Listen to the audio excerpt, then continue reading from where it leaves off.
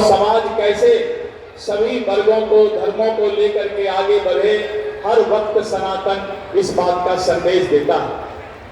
पूरे देश में और पूरे दुनिया में सनातन ने शांति का संदेश फैलाया है और यही कारण है कि भारत पूरे दुनिया में आज विश्व गुरु बनने की ओर अग्रसर है।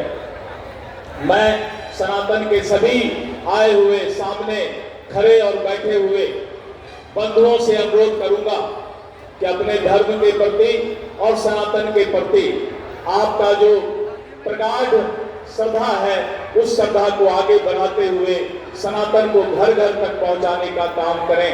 साधु संतों के प्रति आदर रखें और मैं अंत में फिर आदरणीय श्री अश्विनी चौबे जी को धन्यवाद देता हूं कि आपने बहुत ही अच्छा कार्यक्रम कराया और आज इस कार्यक्रम से सनातन धर्म घर घर तक हमारा जो साधु संत है उनका संदेश पहुंचाने का काम किया।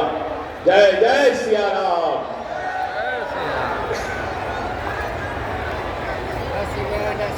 बहुत अच्छा।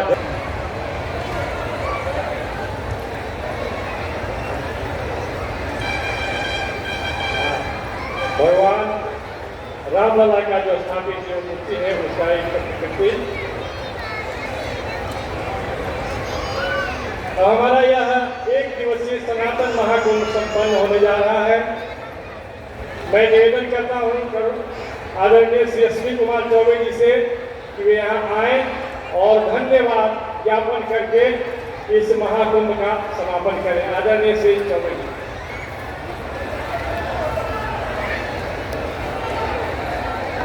केवल आप सभी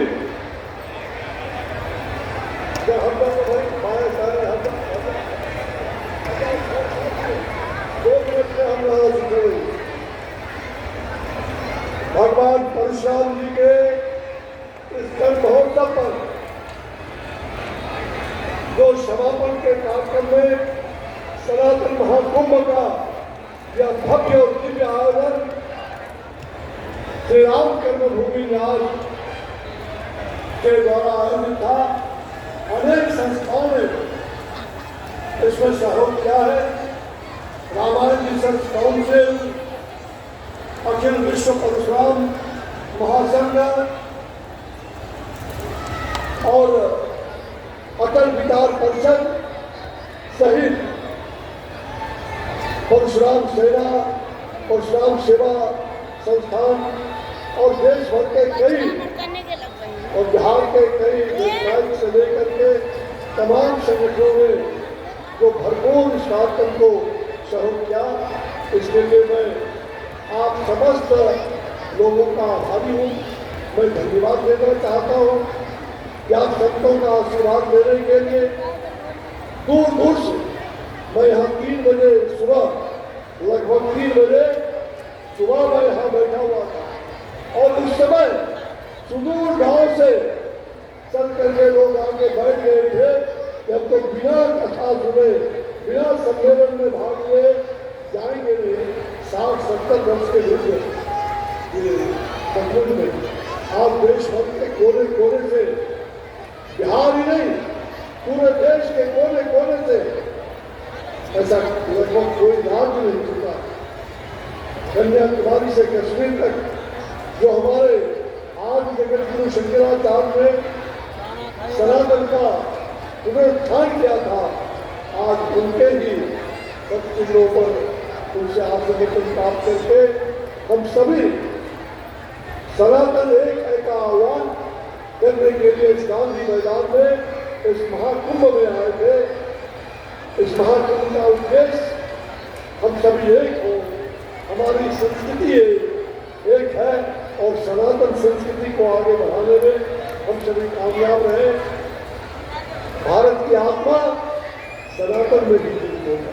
सनातन हम भारत की आत्मा सनातन में बसता है और इसलिए आप सब लोगों ने लाखों लोग इस कार्यक्रम में आकर के गांधी मैदान में इस ऐतिहासिक कार्यक्रम में आपने भाग लिया है।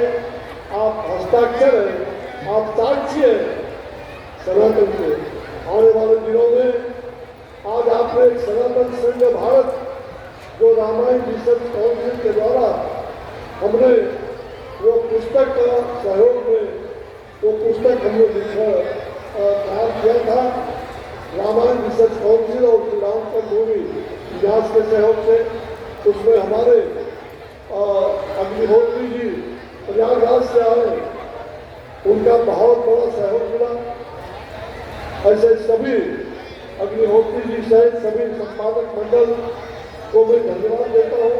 क्या पूज्य संत स्वामी रामभद्र साहब जी महाराज के